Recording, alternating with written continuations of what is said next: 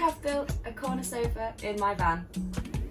Here is how we did it. The first thing we had to do was to build a frame, and we did so using pocket hole screws, which is this contraption here. And we built the frame outside of the van to make sure that everything had right angled edges before attaching it into the van with the screws. And you'll notice here that we're using different shaped wood for everything, and it's a bit mix and match, and that's just because we're using up as many offcuts as possible. We've built it right up to the edge of the inverter so I can plug things in easily. And next we had to attach it to the bulkhead of the van, and to make sure it was all square to the floor, because that's all you can do really, because you don't ever know if you parked on a flat surface. So we were using the right angled edge to make sure this was all flat. And I should explain what I'm doing really. The bench is going to be a sort of sofa bed, and I'm going to have two separate compartments which pull out forwards, which is why things take a little bit of thinking. As you can see, we keep stopping and chatting and making sure we're doing it right. Nevertheless, we get about half of the frame done, and to do so we have had to glue and clamp some areas. Now we have to brake while things dry. So we've got this set in here, just ignore that glue, it was just a bit left over. So look at that, that's one piece of wood coming up, and we've got that piece in after it. I need to hoover this, but back piece is in. We're going to run another piece down on the floor here to meet this piece. This is the edge of the bench. Then we'll come out to where that sticky tape is and go across there. And then that means the shower will be built up against this. But we have to stop there to let the glue dry. So we'll come back in a couple of hours. So we took a nice long break for lunch and came back and started finishing the rest of the frame now the glue had dried. So the first job was to attach the piece to the ply wall at the back, and again we just made sure everything was level to the floor before attaching in a little brace, you can see at the back there about halfway along, before moving on to the floor. And this was a little bit tricky to make sure everything was perfectly square, a bit of back and forth, but we got there in the end.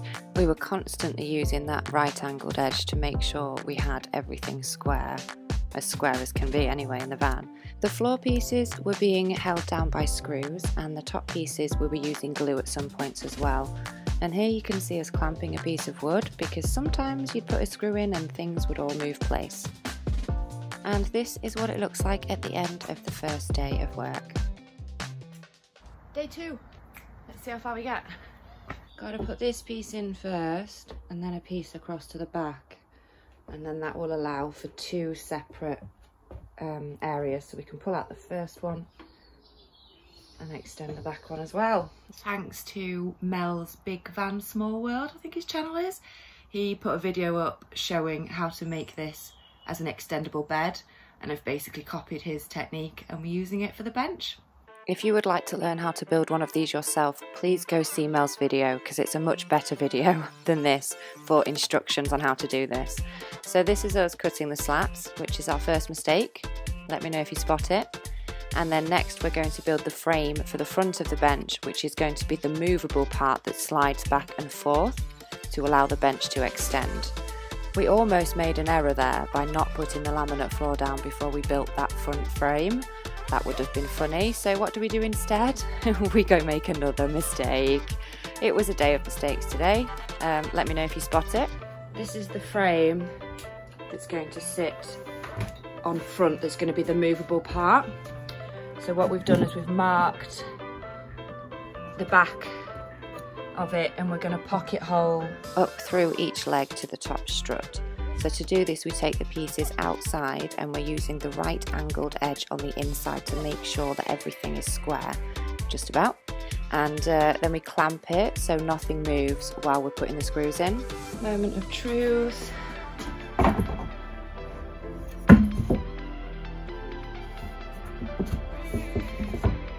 Oh no, I'm on the bit at the bottom. There we go. That's why. Ah, yay!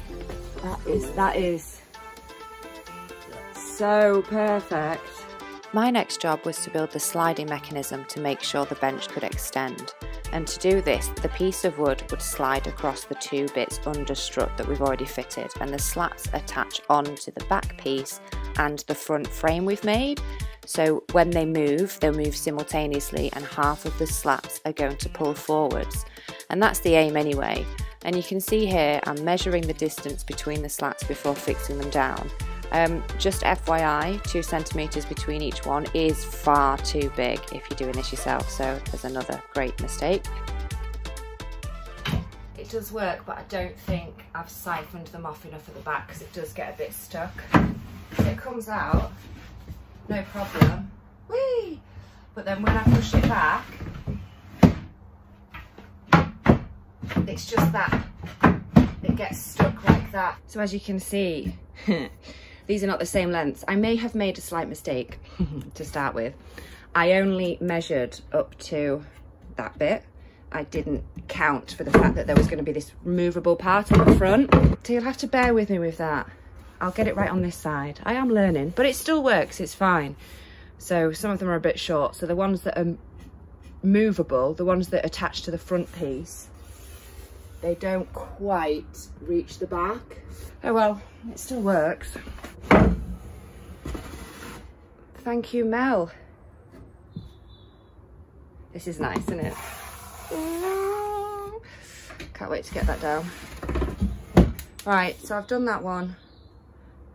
I'll move on to this section and I'll do a better job with that section. To avoid making the same mistake twice, I built the frame first this time before we cut any wooden slats. But I very soon realised that I didn't actually have enough wood, but the slats fit perfectly, so that's all that matters for now. I built it. I built it. It's comfortable. Right, we're going to go get some more wood now because I didn't get enough for the slats. So we're going to go to B&Q, get some of that.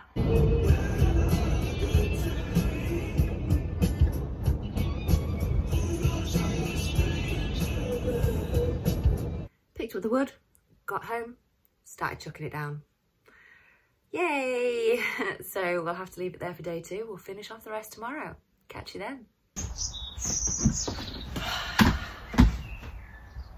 Day 3 of building my bench, and I'm going to have to undo some work because what I did yesterday is not good enough. Let me show you. So this beautiful thing, I'm sure it will work, but because I told you yesterday, didn't I? I made a bit of a boo-boo, so they're not long enough, some of these, basically, because I only cut it to here, not to here. So what that means is the movable ones, so the ones that pull forwards on the legs, they're not long enough. So because these things don't go all the way back, it falls off this quite easily. So this bit just comes out and it doesn't easily push back in.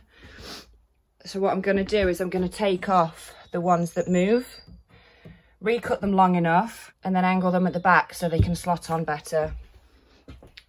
Just not happy with it, so I'm going to change it. I can use these again at other parts of the build, so it's not like it's going to be a waste. I'll repurpose them, but I'm just not happy with it.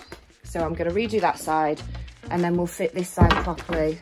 You know, we're learning, we're doing this as we go, we're novices. So these things are going to happen. Let's not get too bogged down about it, let's just crack on and do what we can. So I undid all of my hard work from the day before and took off the slats that were movable, and then put the frame back and tried to measure, because I thought they would all be the same size, but they're not, because obviously it's a van. So then I just brought the pieces of wood in and marked with a pencil underneath before going outside to cut them and then bringing them back in. So I did all of them at this point because both of the frames were on the fronts already, so I knew that I wasn't going to make that mistake again. After I'd cut them all to size, half of them, the ones that move, needed chamfering on the back, so Dad taught me how to use the router. So this is another new skill learned. The reason why we're adding this in is so when the pieces of wood reach the back bar, they're going to tip over it nicely so it's smooth. And when I screwed the chamfered pieces of wood back in, there was a washer in between the two pieces of wood, and this allows for 1 millimetre of space for it to slide effectively and smoothly. Our job now is to cut the bits that fit underneath that the slider piece of wood fits on. So they're both going to be 2 separate mechanisms, so we're going to make the same for that side now. And because this is where the electrics are, we are having to work around some wiring.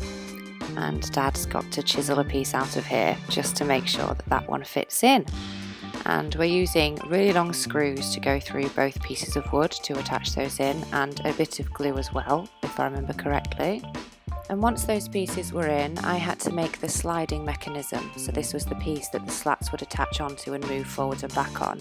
So I cut that off, and Dad also had to notch out the left and the right sides to make sure it moved properly. And remember those washers I told you about?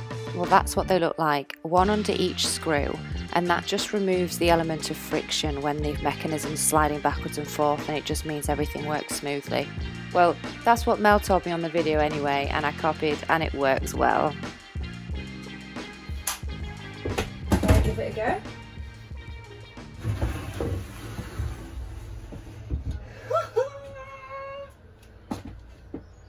Amazing!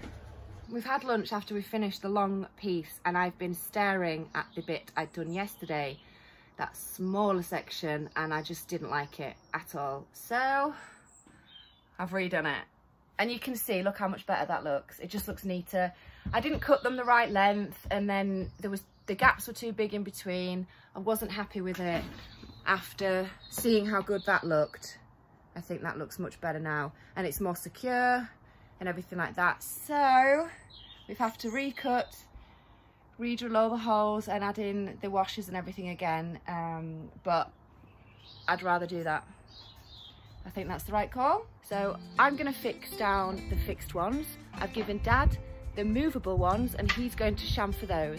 Due to this being my third attempt, I'd gotten pretty quick at building this now. However, when I was finished, I realised it hadn't sorted the problem. The issue was still there. I'm just having to redo these joists that this slides on. I thought the reason why it wasn't clipping in at the top properly was because I hadn't chamfered the ends right, and the pieces were too short, but it's still doing the same thing. It's getting caught, and you're having to push it up to attach it, and it turns out it's because there's a gap here. This piece isn't straight or level to the floor of the van, so it pulls off, rests on there. And as it slides up, that then gets tight enough, so that's fine. But when it comes back, that's why it's getting caught. So what Dad's doing is just going to notch out a centimetre or so of these to then bring it up to hopefully make that level, so it'll work as well as the other side. Oh yeah, that works. That fixes it. Yeah, that's grand.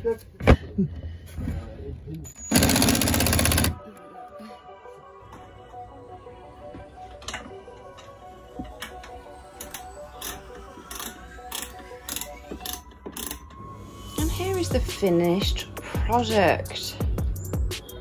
Not looking too bad. Let's pull this one out. Ta-da!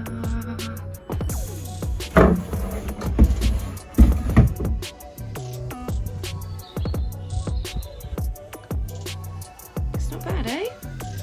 So if someone comes to stay, we'll probably pull out both of them and they'll sleep diagonally. I will most likely be pulling that bit out, so that's my chill out zone, because you're gonna have a backrest against there and a backrest against here for the shower. So that's just super comfortable. And that's it, it's a seated position. It's not bad, that is it for a day's graft. Well, no, that was 3 days graft. Yeah. But done. But done? Yeah. Well, 2.5. Yeah. And I had to undo all the work I'd already done, so... Only because you wanted it to look better. Yes. And I'm glad I did, because it does look better now. Yeah. I'm really chuffed with that. Yeah. Good, so am I. What we've decided to do now is, because there is a gap under here, is Dad suggested we build a little ledge and then use all of this extra space as storage. Not above the battery, we'll block it off at the battery. But that's a load of storage there. This section under here is Savannah's, basically. So her litter tray goes there, and then I'll be able to store some of her food and probably litter, actually. But this is one of Savannah's cubby holes under here. So we'll put a little door in and she can walk through. And we'll have to put in a little door for the plugs of the inverter.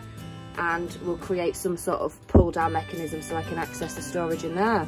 I am so happy. Yeah. I decided to enjoy the fruits of my labour, take a load off, and reflect on just how far we're coming along. Thank you for watching. An extra special thank you to my patrons, and I'll catch you next time. Peace out.